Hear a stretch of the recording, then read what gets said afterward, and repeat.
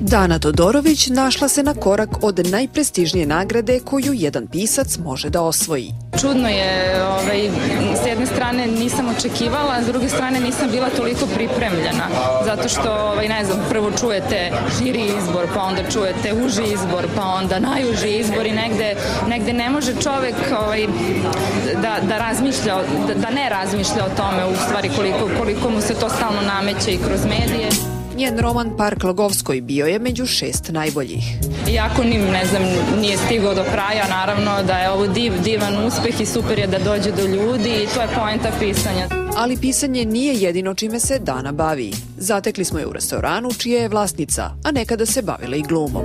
Bavila sam se glumom, krenula sam nekim tim vodama na početku studija, pa sam na kraju završila kao neku vrstu dramaturgije, recimo u Londonu.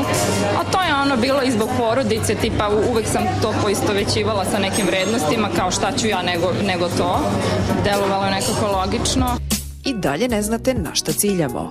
Ako se malo dublje zagledate u nju, a pritom vas podsjetimo na prezime koje nosi, da li moramo da kažemo da je Dana naslednica čuvenog Bore Todorovića? Ona se okušala u glumi, a nas je zanimalo da li se njen tata nekada bavio pisanjem. Ne, nikad. Bora je želeo da bude, čini mi se, često govorio, ja bih volao da sam neki hirurg. Tako da nije pisao.